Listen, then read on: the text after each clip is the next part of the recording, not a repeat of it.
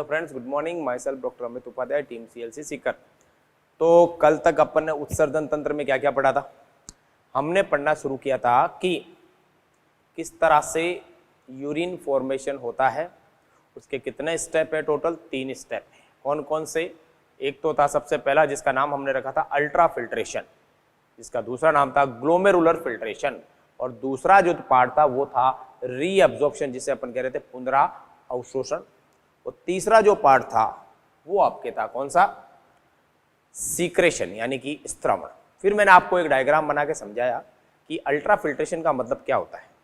तब अपन ने बात की थी ग्लोमेरुलस जो होता है, रुधिर केशिकाओं का जाल होता है, उससे छनकर जो ब्लड छन के आता है और वो बोमेन संपुटक में प्रवेश करता है, उसको अपन कहते हैं अल्ट्रा फिल्ट्रेशन। क्लियर? फिर हमने बताया दूसरी बात जिसका नाम था रीअब्जॉर्प्शन, जो छनकर आया है बोमेन संपुटक में, उसमें से जो आवश्यक पदार्थ हैं, जो हमारे शरीर के लिए अति आवश्यक हैं, जिनकी जरूरत है, उनको वापस ब्लड में लाने की प्रक्रिया होती है, जो होती है पेरिटुबुलर नेटवर्क और वासा रेक्टा से। और उस प्रोसेस को अपन कहते हैं रीअब्जॉर्प्शन और पुनः अवशोषण या पुनरा अवशोषण। तीसरा जो था वो था सीक्रेशन, जिसका मतलब था स्त्रावण। उसका मतलब होता है, स्त्रावण का मतलब किसी चीज को बाहर निकालना होता है। कहते हैं मेरे पसीने का स्त्रावण हो रहा है तो बाहर आ रही है बॉडी से। सेम वही वहां पर है, ब्लड से कुछ मान लो आयन, जैसे मान लो हाइड्रोजन आयन हुआ, पोटेशियम आयन हुआ, अमोनिया हुआ, ये खतरनाक चीजें होती है जो अधिक होने पर इनको वापस ब्लड में से किस में डाल दिया जाता है? नेफ्रॉन में डाल दिया जाता है। चाहे वो डीसीटी हो सकता है, चाहे वो पीसीटी हो सकता है, चाहे वो सीटी हो सकता है, यानी संग्राहक नलिका। सीटी बोले तो कलेक्टिंग डक्ट या कलेक्टिंग ट्यूब्यूल, इनमें वापस डाल दिया जाता है। इस प्रोसेस को कहते हैं स्त्रावण। क्लियर? ये अपने पढ़ा। फिर अपन ने बात की, पहला स्टेप पढ़ा अपने कौन सा? Ultra filtration. उसमें अपन ने बताया ग्लोमेरुलस क्या होता है, बोमेन संपुटक क्या होता है, और फिर अपन ने बात की कि साहब ग्लोमेरुलस और बोमेन संपुटक को संयुक्त रूप से रीनल कॉर्पस कहा जाता है, और वहां पर 3 भित्तियां होती है जहां से वो छन के आता है। उन तीनों के हमने नाम भी पढ़े थे। क्लियर? लेकिन कुछ पॉइंट है जो अपन को अभी लिखने हैं अभी, ठीक है ना? कल जो पढ़ा था लास्ट में, उसको मैं डायग्राम को वापस बना रहा हूं एक बार, सो दैट आपको वो चीज क्लियर हो जाए। अपन ने कल बात की थी, देखो किस तरह से बोमेन संपुटक बनाया था ना, और इसकी अपने परतें डबल की थी, याद करो। मैंने कहा था डबल परतों से घिरा हुआ होता है, इस तरह से बनाया था मैंने। सही बात है ये। और फिर मैंने आप बताया था कि यहाँ पर जो कोशिकाएं होती है वो तो होती है सरल सल्काकार। कौन सी होती है? सरल सल्काकार उपकला उत्तक, ये लीजिए। लेकिन जो बाहर वाली है इसको तो अपन ने नाम रखा था पेराइटल। याद करो आप, कौन सी? पेराइटल परत।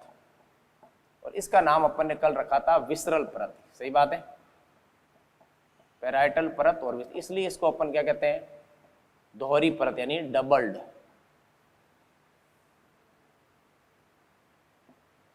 डबल्ड वॉल, दोहरी भित्ति युक्त आवरण। 2 भित्तियां होंगे ना, एक पेराइटल और एक विसरल। और यहां पर फिर अपन ने बताया कि यहां पर ये जो कोशिकाएं हैं रूपांतरित हो जाती है और एक विशेष प्रकार की कोशिकाएं बना लेती है जिसका नाम होता है पोडोसाइट। सही बात है, ये रूपांतरित हो गई। कौन सी? ये सरल सल्काकार जो यहाँ पर मैंने बनाई है, अर्ध चांद की आकृति, आधे चांद की तरह। ये कौन सी कोशिकाएं हो गई थी? याद करो, पोडोसाइट। पोडोसाइट के बीच में गैप था, इसको अपन ने नाम रखा था क्या? स्लिट पोर या फिल्ट्रेशन पोर। ये बात हुई थी अपनी कल। और यहाँ से आ रही थी एफरेंट, यहाँ पर गुच्छा बन रहा था, उस गुच्छे को अपन ने खोल के थोड़ा जूम कर लिया। ये लीजिए भाई, इस तरह से आके ये चली गई ईफ्रेंट। आने वाली कौन सी है?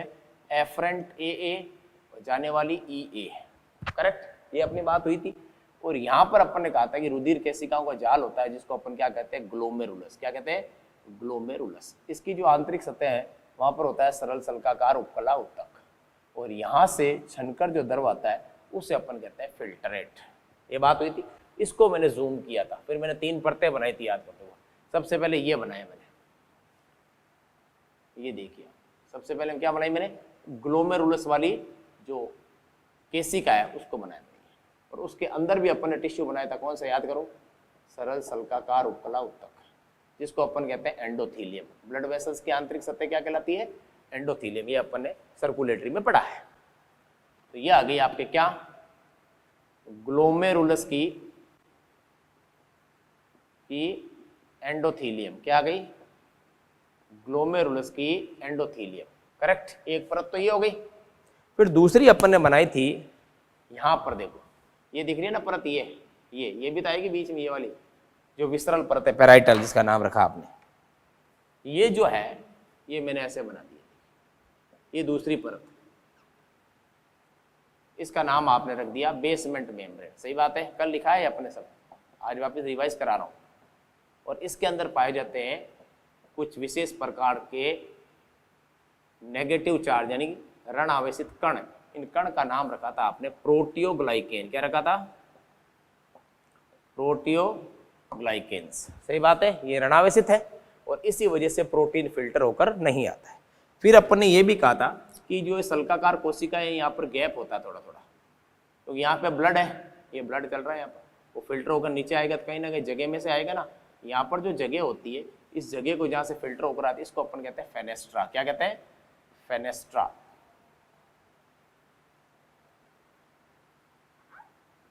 क्या कहते हैं? फेनेस्ट्रा। इस फेनेस्ट्रा में से ब्लड छनकर आता है, प्लाज्मा छनकर आता है, यहाँ पर आएगा।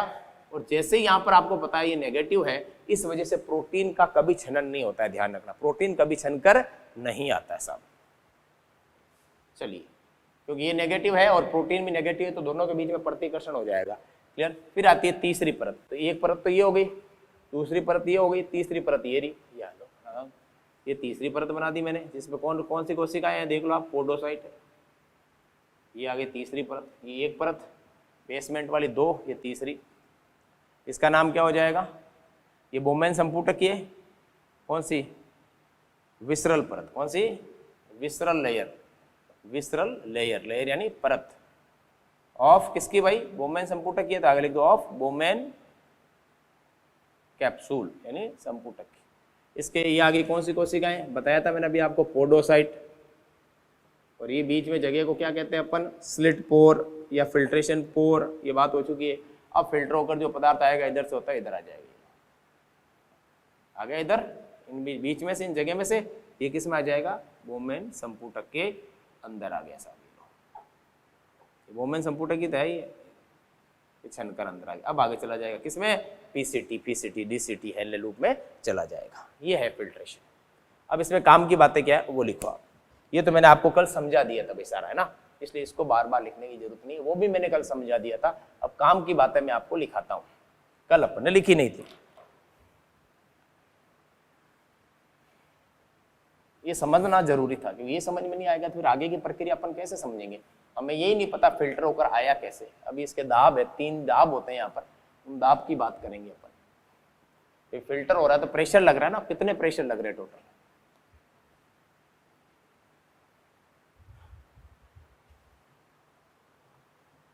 चलिए साहब आगे बढ़िए। पहली बात,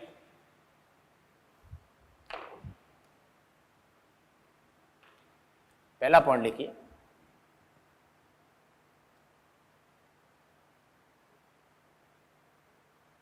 प्रोटीन। प्रोटीन जैसे मेन कौन से प्रोटीन अपने ब्लड के अंदर होते हैं? एल्ब्यूमिन और ग्लोब्यूलिन, ये सबसे इंपॉर्टेंट है, ध्यान रखना। प्रोटीन, सारे प्रोटीन, स्पेशली एल्ब्यूमिन और ग्लोब्यूलिन और आरबीसी, डब्ल्यूबीसी तथा प्लेटलेट, जिसको अपन कहते हैं बिम्बाणु। प्लेटलेट कभी भी फिल्टर होकर बोमेन कैप्सूल में नहीं आते। अपन नॉर्मल बात कर रहे हैं, मान लो कोई रोग हो गया फिर तो आएगा ही, नहीं आते हैं। ये क्वेश्चन कई बार एग्जाम में पूछा गया है, क्या फिल्टर क्यों नहीं आते?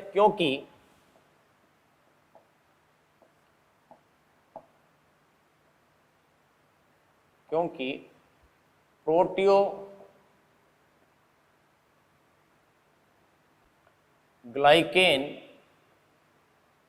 के कण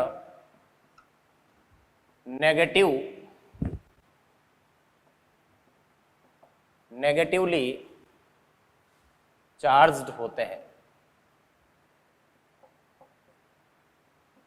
जो प्रोटीन फिल्ट्रेशन का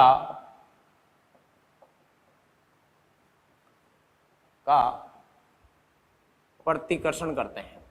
प्रतिकर्षण मतलब नेगेटिव नेगेटिव रिपल्शन होता है, प्रतिकर्षण करते हैं, इसलिए वो फिल्टर होकर नहीं आते। पहला कारण तो ये। दूसरा, पोडोसाइट के बीच में उपस्थित रिक्त स्थान को, क्वेश्चन आएगा डायरेक्ट, ये ध्यान रखना, ये सारे स्थान को स्लिट पोर्स या फिल्ट्रेशन पोर्स, क्योंकि छन्ने की प्रक्रिया होती है इसलिए फिल्ट्रेशन पोर कहा जाता है, फिल्ट्रेशन पोर कहते हैं। क्योंकि छन्ने की प्रक्रिया कहाँ होगी, यहीं पर होगी। जहां पर छनन होगा, ये ब्लड वेसल्स है, ये बेसमेंट मेम्ब्रेन है, ये पोडोसाइट है, तो बेसिकली जो बीच में गैप है उसी से तो फिल्टर होकर आएगा वुमेन कैप्सूल में। क्लियर? इसकी साइज फिक्स होती है, अगर साइज बड़ी हो जाएगी तो प्रोटीन भी फिल्टर हो जाएगा, लेकिन ऐसा नॉर्मली होता नहीं है, अपन को पता है। हम नॉर्मल फिजियोलॉजी पढ़ रहे हैं, अब नॉर्मल नहीं पढ़ रहे हैं, ध्यान रखिएगा, कहते हैं। क्लियर? ये दो चीजें आपको याद होनी चाहिए, ये भी क्वेश्चन है और ये भी क्वेश्चन है। लिखिए फटाफट, फिर अपन आगे बढ़ते हैं। अब अपन बात करेंगे कि ब्लड कितना आता है किडनी में, कितना फिल्टर होता है और क्या है, देखते हैं।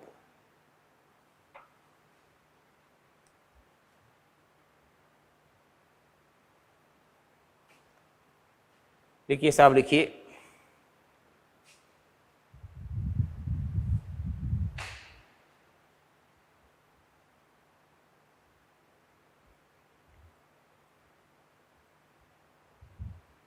ओके, चलिए साहब, लिख लिया।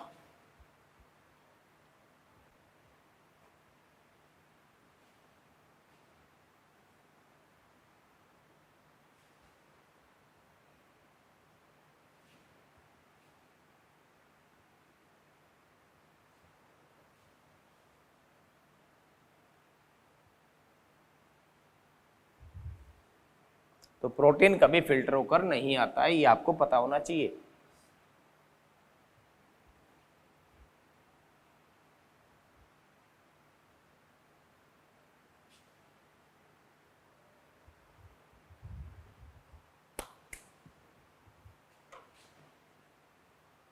ओके, चलिए आगे देखिए।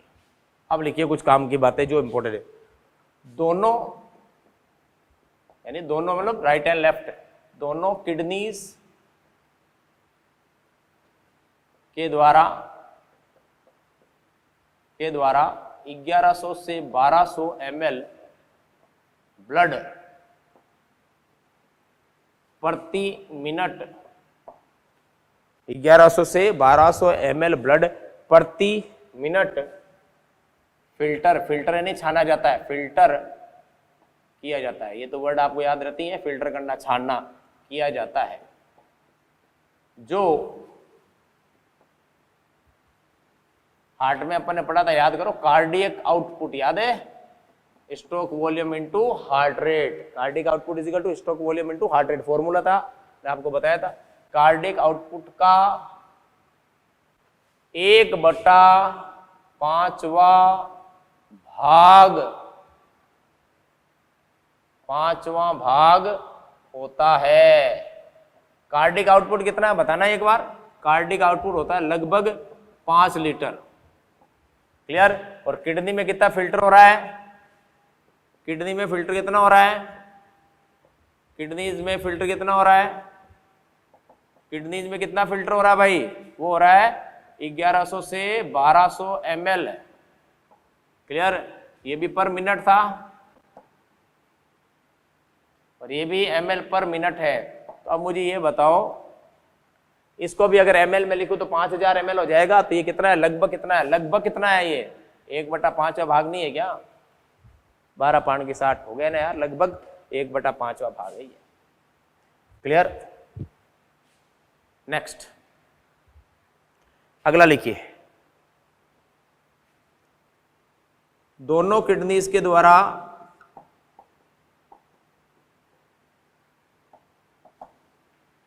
के द्वारा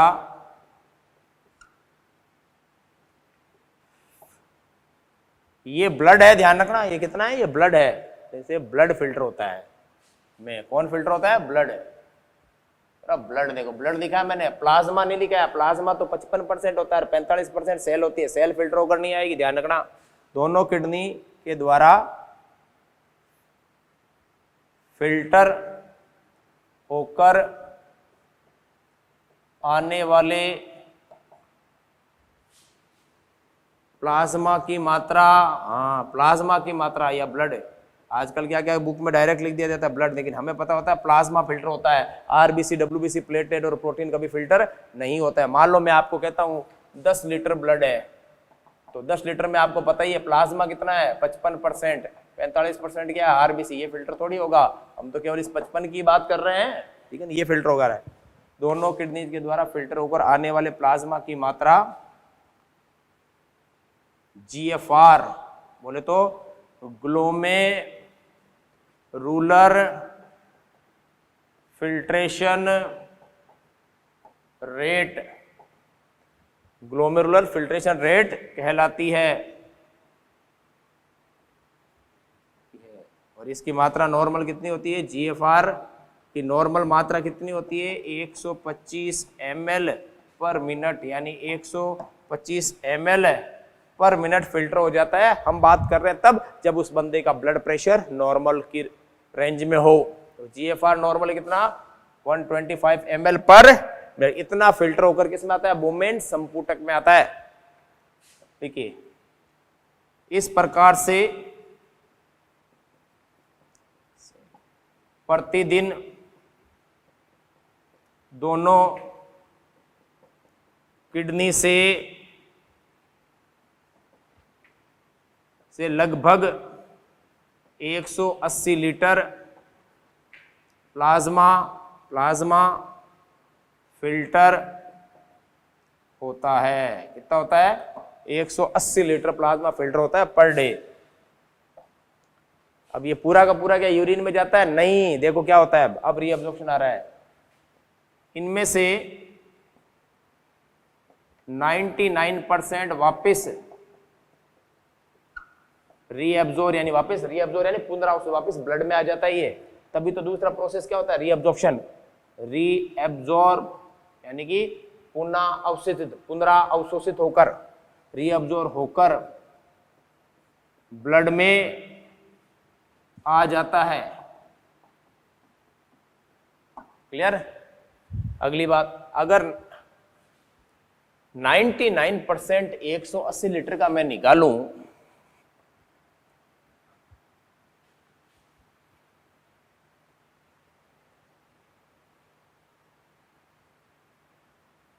नाइन्टी 99% क्या हो रहा है, रीअब्जॉर्ब हो रहा है ना। अब आप देखिए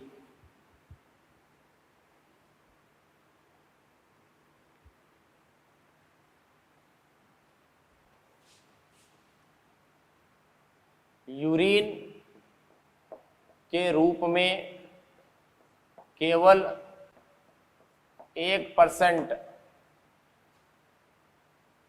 ही निकलता है, यानी यूरिन कितना बनता है, 1% ही बनता है इसका, निकलता है। 99 तो आप तो शरीर में छान के वापस लेके आ गए, और 1% क्या लगे, यूरिन यानी मूत्र के रूप में निकल जाता है। यूरिन यानी मूत्र के रूप में निकल जाता है, जो लगभग प्रतिदिन 1 से 1.5 लीटर होता है, 1 से 1.5 लीटर होता है करीबन। ओके, अगला पॉइंट,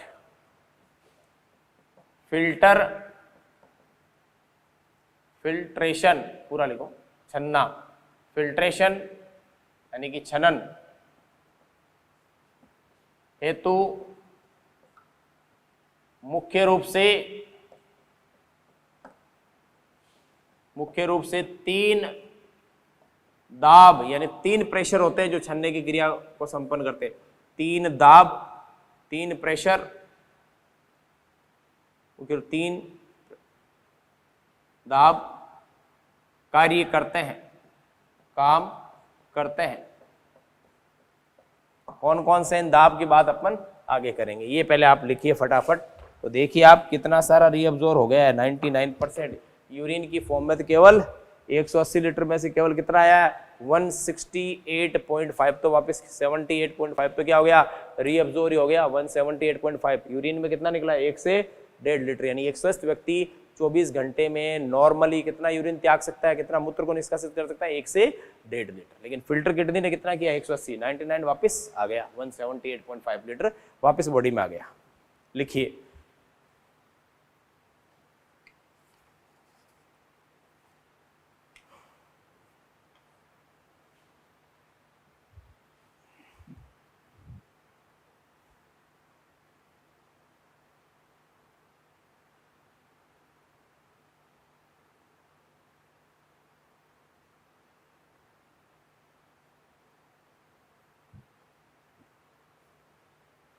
चलिए साहब,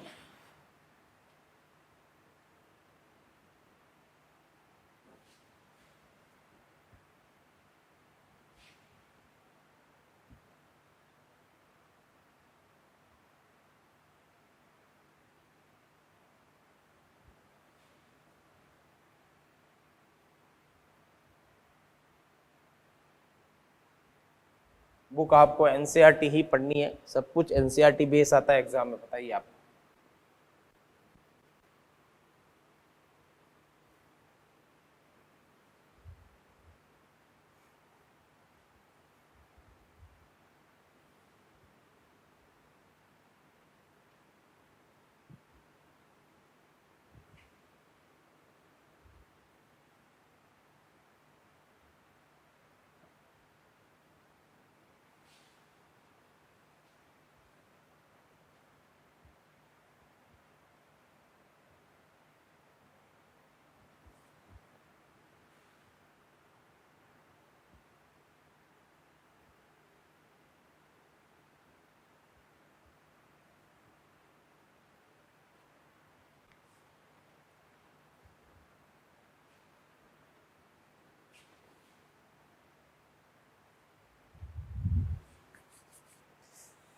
तो कौन कौन से प्रेशर है, 3 प्रेशर, ये बात कही अपन ने, 3 प्रेशर।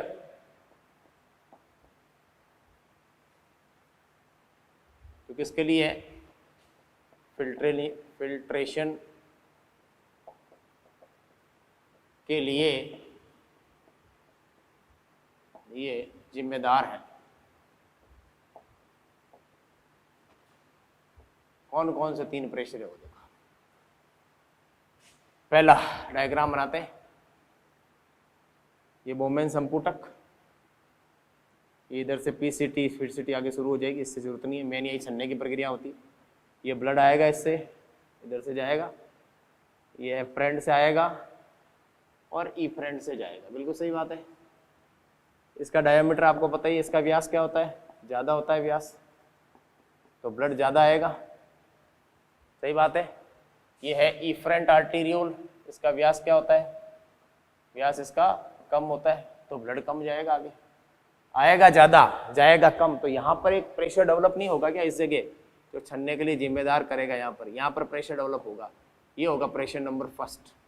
इस प्रेशर का नाम है ग्लोमेरुलस के अंदर है ना, ग्लोमे अंग्रेजी में याद रखना पड़ेगा भैया, ग्लोमेरुलर हाइड्रोस्टैटिक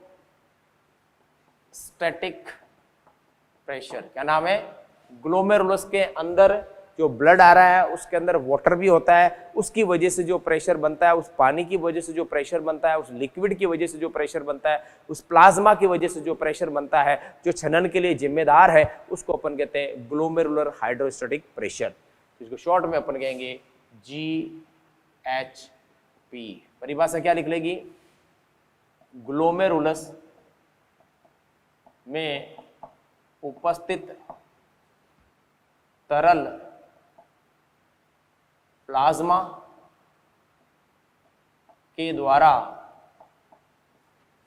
लगाया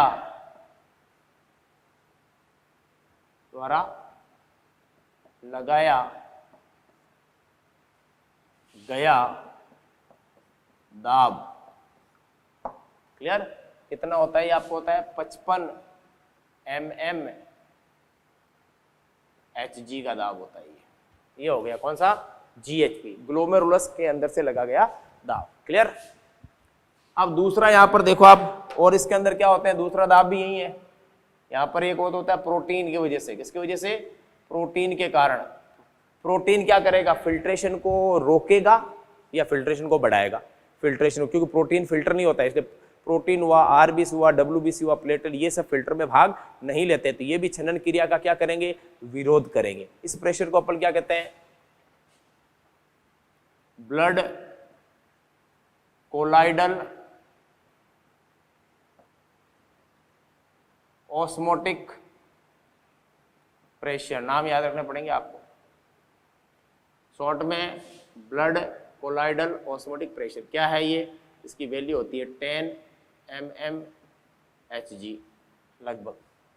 नहीं इसकी आप ले लो, पूरे प्रोटीन की लेंगे तो ये ले लो आप 30, पूरे प्रोटीन की ले लेते हैं। तो इसमें परिभाषा क्या बन जाएगी कि ये जो प्रोटीन है ब्लड के अंदर, ब्लड में उपस्थित प्रोटीन्स भी छनन क्रिया का विरोध करते हैं, विरोध करते हैं। उस कारण उत्पन्न, यानी मेन किसके कारण हो रहा है, ये प्रोटीन का, प्रोटीन फिल्टर नहीं हो रहा है ना दूसरों को फिल्टर होने के लिए कहता है, इसलिए वो भी विरोध करता है किसका, फिल्ट्रेशन का। इस कारण उत्पन्न दाब को ब्लड कोलाइडल ऑस्मोटिक प्रेशर कहते हैं। ये लीजिए, दाब को क्या कहेंगे यहाँ पर, ग्लोमेरुलर हाइड्रोटिक प्रेशर कहते हैं। ये लीजिए, पूरा लिख देता हूँ। ये हो गया दाब नंबर 1, ये दाब नंबर 2। अब आइए दाब नंबर, ये फिल्टर होकर के आ जाएगा, प्लाज्मा इसमें आएगा कि नहीं आएगा, इसमें ये क्या है, बोमन्स संपुटक यानी कैप्सूल, इसके अंदर आ जाएगा। अब यहाँ पर जो फ्लूइड आया है ये बढ़ जाएगा पूरा, जैसे मान लो मटकी पूरी भर गई है तो पानी के प्रेशर को वापस क्या करेगी, दबाएगी कि पानी आना क्या हो जाए, कम हो जाए। तो ये जो बोमन संपुटक है ये तो फिल्टर होके आ रहा है 2 प्रेशर, ये प्रेशर वापस क्या लगेगा, नेगेटिव लगेगा। कौन सा, जो इसके अंदर द्रव है वो भी इसको फिल्टर होने से रोकेगा, क्योंकि ये भर गया है। इसके अंदर बोमन संपुटक में उपस्थित द्रव भी फिल्ट्रेशन का विरोध करता है। तो तीसरा प्रेशर कौन सा हो गया, ग्लोमेरुलर हाइड्रोस्टैटिक प्रेशर, शॉर्ट करो इसका आप, ग्लोमेरुलर हाइड्रोस्टैटिक प्रेशर। इसका मान होता है कितना, 15 mmHg, तो 30-45, ठीक है, mmHg। ये क्या है, ग्लोमेरुलस में, किसमें, ग्लोमेरुलस में उपस्थित, ये जो इसके अंदर क्या पड़ा है, इसके अंदर क्या भरा है, ये छनित्र ही तो है, ये क्या है, छनित्र ही तो है, जिसको अपन अंग्रेजी में कहते हैं क्या, फिल्टर या पदार्थ को क्या कहते हैं, फिल्ट्रेट। ये छनकर आया, ये भी इसका विरोध करेगा क्योंकि ये भर गया है, जो बढ़ता रहेगा दाब उधर लगेगा तो छनने की क्रिया धीरे धीरे कम हो जाएगी। तो ग्लोमेरुलस में उपस्थित छनित्र यानी जो छन के आया है, जिसको अपन क्या करें, फिल्ट्रेट,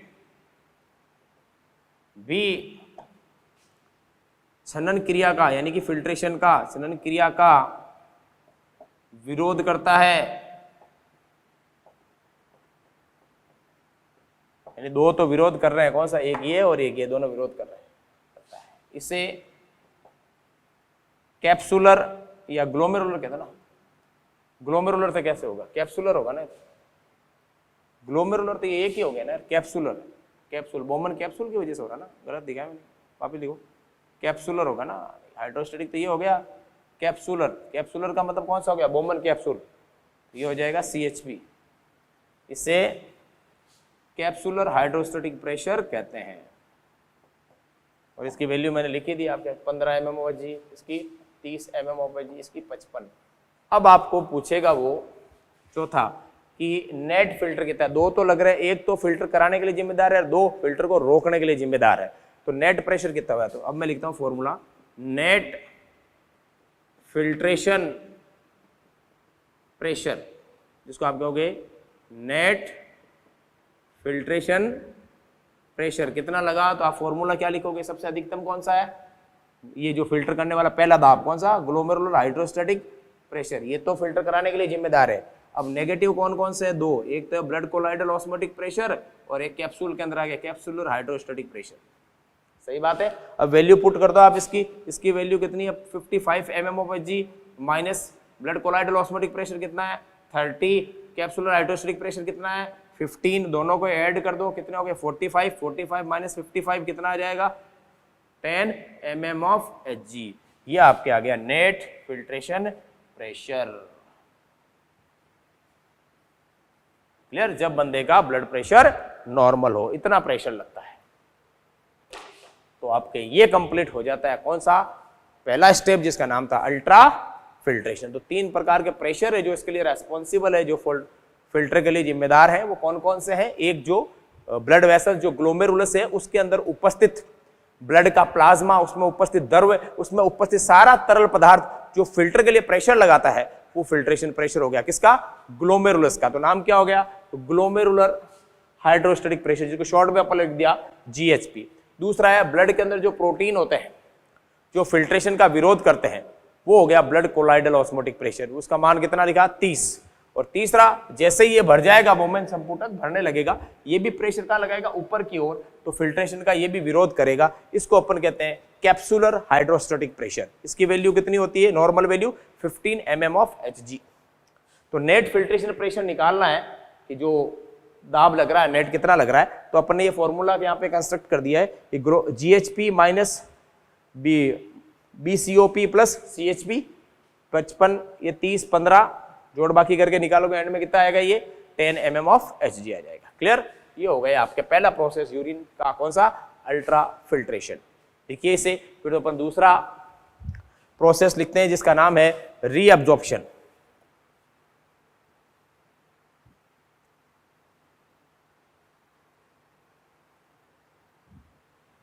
चलिए, तो तीनों प्रेशर जिम्मेदार है।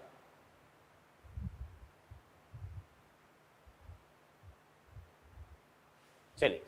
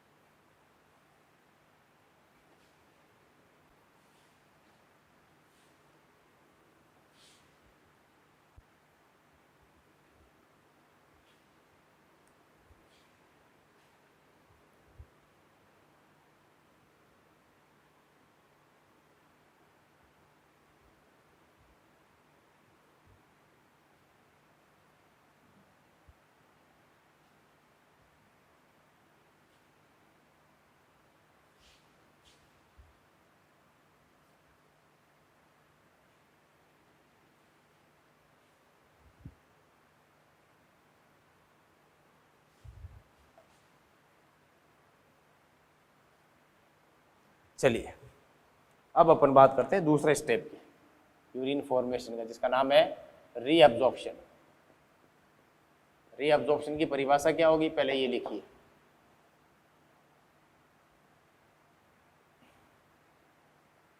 नेफ्रॉन में जो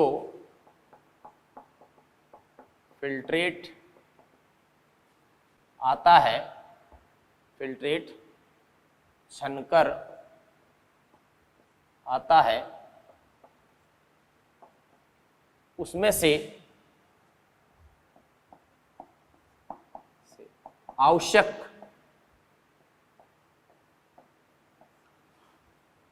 पदार्थों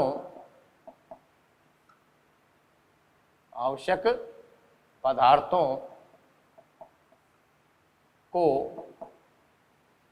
वापस ब्लड में, ब्लड यानी बॉडी में, ब्लड में लाने की प्रक्रिया,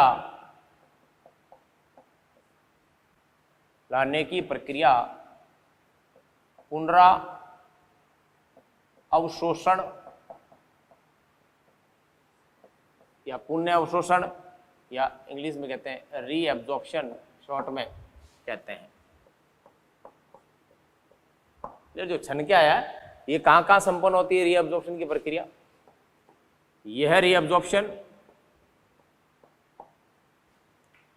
पीसीटी, डीसीटी,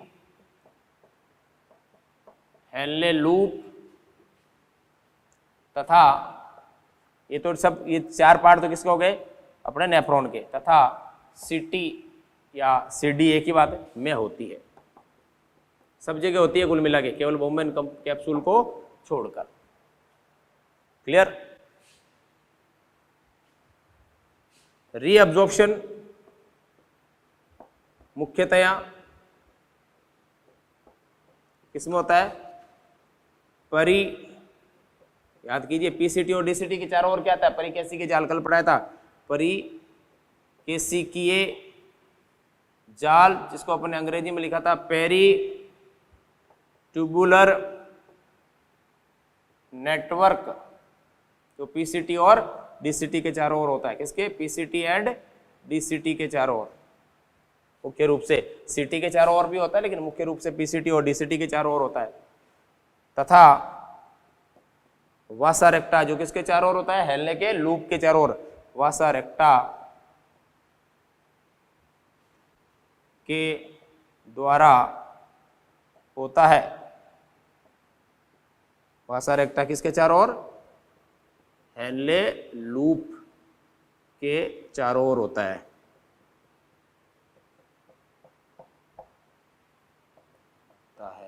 और ये किसके चारों होता है? पीसीटी और डीसीटी के चारों ओर होता है। कौन? Peritubular network. क्लियर? सबसे पहले बात करते हैं किसमें? पीसीटी में क्या क्या? रीएब्जॉर्प्शन।